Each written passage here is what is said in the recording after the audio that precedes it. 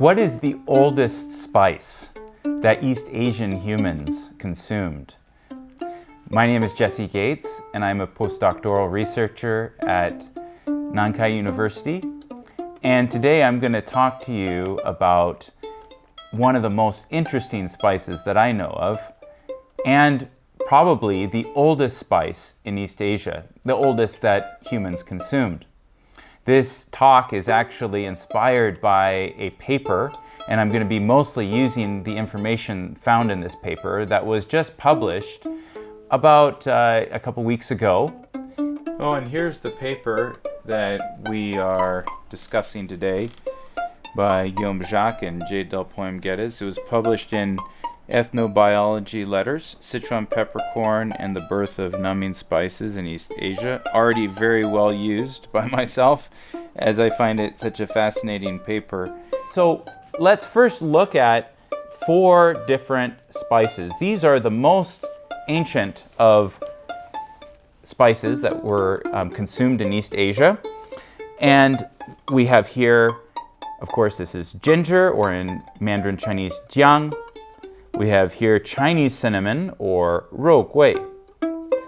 And this really interesting looking one here, which has a very pungent fragrance, is dang gui, which actually, the only English name that I've seen, well, I've seen it called female ginseng, but we use the scientific name Angelica sinensis meaning, of course, from China. And this is used in a lot of like soups. And then the oldest is the Sichuan peppercorn. And the Sichuan peppercorn in Mandarin Chinese is called huajiao. The scientific name for it is xanthoxylum. And so we're going to be talking about xanthoxylum quite a bit. Xanthoxylum has quite the kick, this little devil of a pepper. And it really is ubiquitous in Sichuanese cooking. But today there's another pepper that has superseded in many ways the xanthoxylum, and that is the chili pepper. And this chili pepper actually comes from Mexico originally. It didn't arrive in China until the 16th and 17th centuries. So we can safely say that ancient Chinese peoples or ancient East Asian peoples really didn't know what the spice that a chili pepper gives, what kind of spice that was. In fact, it's not really even a flavor, it's really a pain sensation that you feel on the tongue. Xanthoxylum actually, in some ways, takes away pain because well, that's kind of a joke, it produces a tingling and a numbing sensation. So not only are you getting the fragrance, the pungent aroma that comes from xanthoxylum, which I love that smell, but it also produces this sensation, which it's very famous for. In Chinese, we say it's ma, which is actually the same word that we use when discussing an anesthetic, or if your foot goes to sleep or something like that.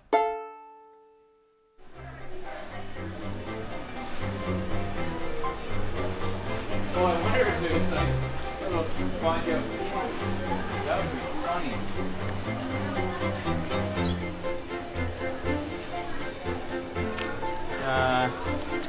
So here I am next to 2 large piles of huajiao, xanthoxylum.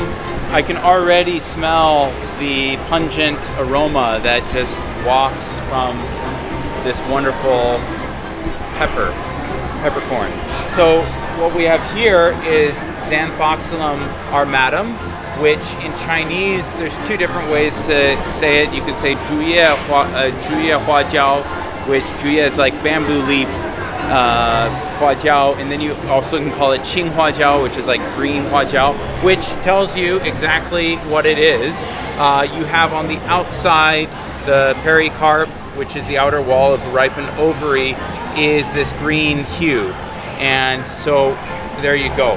Now on this side here we have Xanthoxylum armatum. Or sorry, that was Xanthoxylum armatum we just saw. This is Xanthoxylum bunjanum. Sorry, Xanthoxylum bunjanum is right here. And as you can see, the pericarp on Xanthoxylum bunjanum is a red color.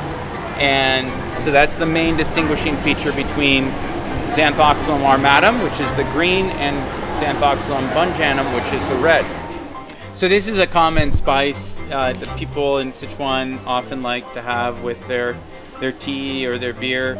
And you can see a lot of la jiao, which is the chili pepper, but also inside you can find hua jiao as well, Xanthoxylum. So that gives it that kind of extra numbing, spicy flavor that Sichuanese really love.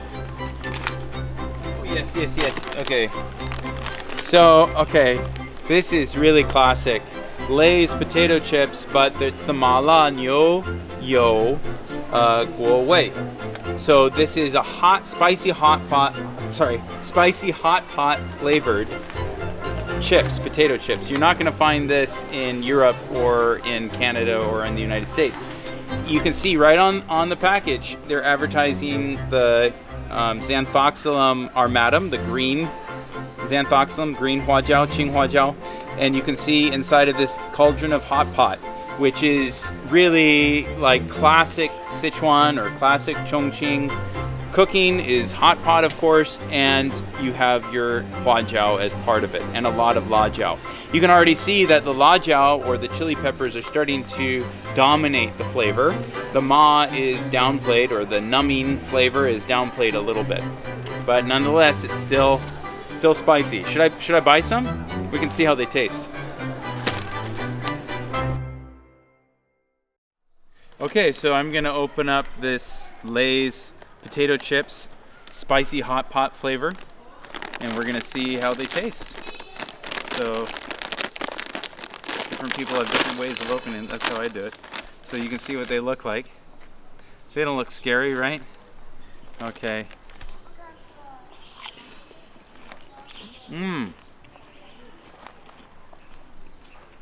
Very good. Not super. I don't taste a whole lot of the ma, so not a whole lot of the numbing spice. I don't taste a lot of the Xanthoxylum, but a little bit, especially the afterburn. There's a little bit of Xanthoxylum flavor there. Let's see what the ingredients are here. So they say ma la niu you guo wei tiao wei liao. So that's probably where the Xanthoxylum is in. But they're good.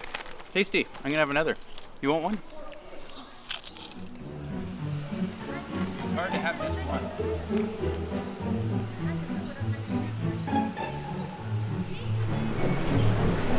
Kind of a classic local Sichuan shop.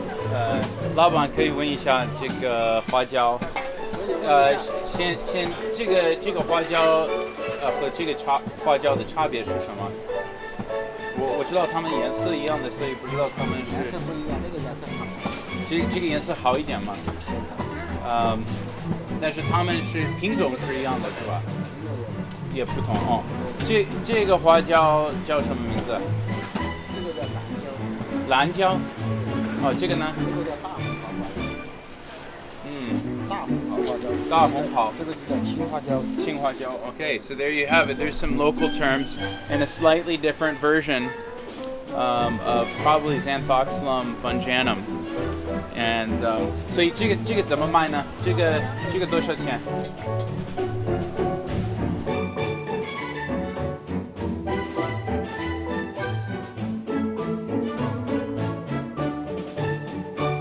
这个是什么？都是一样的，有好的有差一点。所以这个是好的，这个是差一点的哦。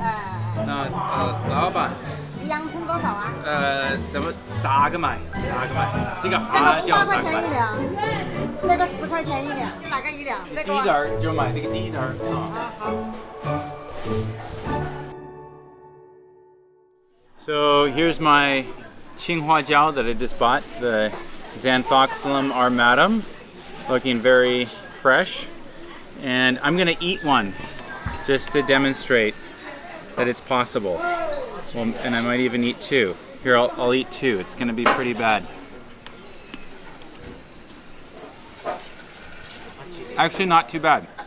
I think the ma flavor, it's not a flavor, the numbing, well, now I'm starting to feel it. Yeah, it takes a little while. It usually comes kind of after. Oh yeah, I definitely feel it. Woo! Okay, yeah, that's definitely. Now, it's interesting because I got some pao tai. This is pickled vegetables. And you can see there's a few, they put a few hua jiao and stuff in there too. So that's the flavor it there. Okay, it's been a few more seconds since I ate that hua jiao there, and I'm really feeling it right now. I'm starting to feel kind of a tingling sensation come over my tongue. The tooth that bit into it almost kind of, wow, it's just kind of tingling through my whole mouth. It just keeps going. It gets worse and worse as it goes. Wow. Woo. And that's 2 hua jiao. So you can imagine if you took a whole handful of that, what kind of repercussions. So you don't need to use a whole lot when you're cooking. She's gonna put a little hua jiao. That's hua jiao right there. The powder. It's ground up hua jiao. So we'll be extra ma today. Together. I'm gonna add. So if you remember, I just got some la jiao you, the chili pepper sauce, and I added hua jiao fen, which is basically powder, hua jiao powder. I'm gonna pour just a little bit on, just to mix it in here, just to add a little bit more, just to make it a little bit more spicy. And we'll see how this goes. So, nice and hot. Gotta let it cool off a little bit.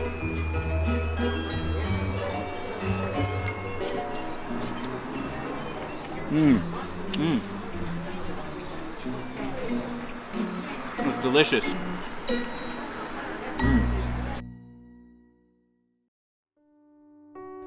We find out that with really, really clear evidence from both archaeology and linguistics that the place of origin is in Sichuan. Well, okay, so that might not be like such amazing information. After all, it's called the Sichuan peppercorn. You probably could have guessed that it was from Sichuan. But this is what's interesting, is that we now have linguistic evidence that corroborates with archaeological and genetic evidence about the origin of human usage of xanthoxylum. So it's exciting to see how linguistics can be used in this way. Also, we can pinpoint more accurately the first maybe cultivation, and we have to be a little bit careful with the word cultivation, but at least popular human consumption seems to be located in a place called La She. Oh, so these are the actual earliest archaeological attestations of xanthoxylum.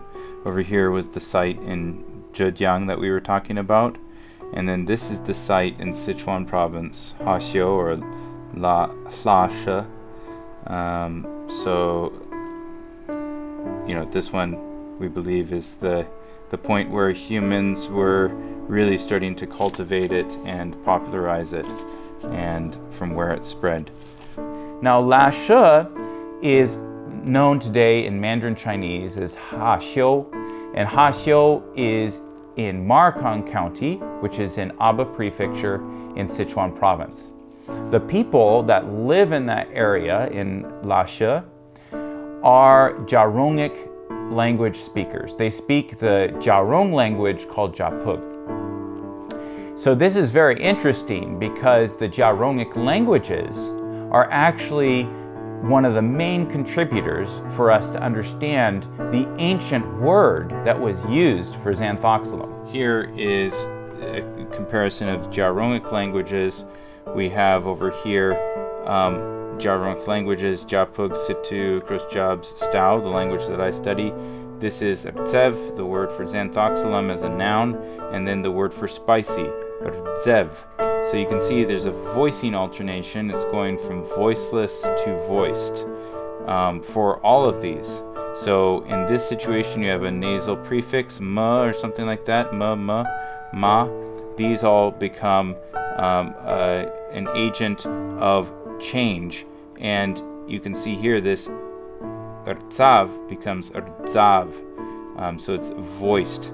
Even in this language Tangut, which is an extinct language, it also undergoes this voiceless to voicing change from noun to adjective. So Sino-Tibetan languages include languages like Chinese, Tibetan, Burmese, another branch that not as many people know about, but a very important branch called Lolo-Burmese, and Jarungic languages, even less known about. These languages all have a common origin. And that common origin seems to point to the oldest word for xanthoxylum. And it was probably something like rtsap. So it sounded something like rtsap. And we know that by looking at the sound correspondences across these different languages from the different language families. And through that, we can kind of make a hypothesis about the reconstruction of this term. So what's interesting is modern Jarungic languages, and in particular West Jarungic languages like Stau and Troschabs, have terms even today that look very similar to that reconstructed form. For example, in Stau, the language that I research, you have the word rtsev. That's the word for xanthoxylum, rtsev. And you also have another word, rtzev. Rtzev means spicy.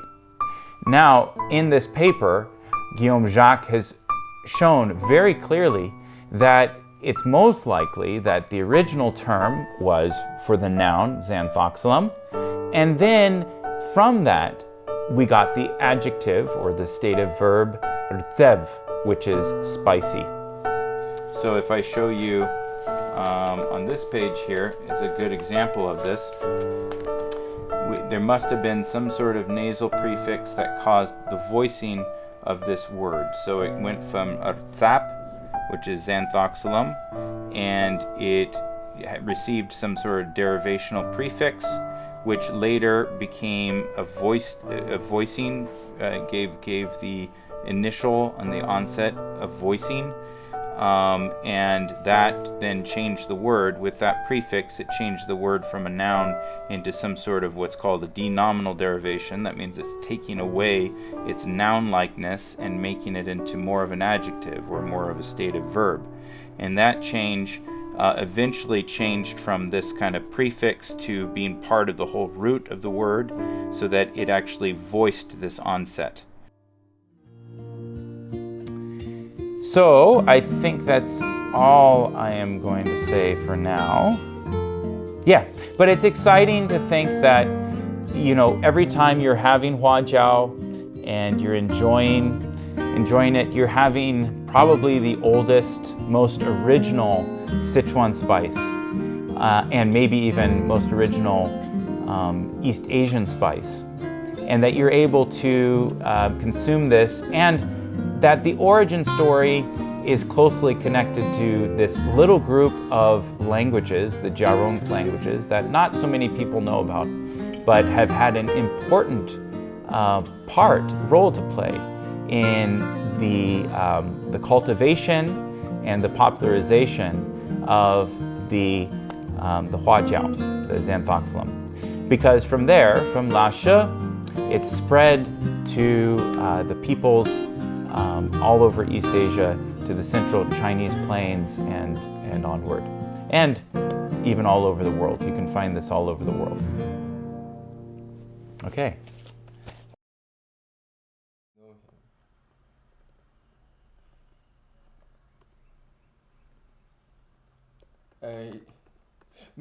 Maybe searching for installation art. Maybe. Oh, is it this one? Joan de Jean? I don't think so. You may be searching for the installation art. Might be easier. Yeah, installation art, and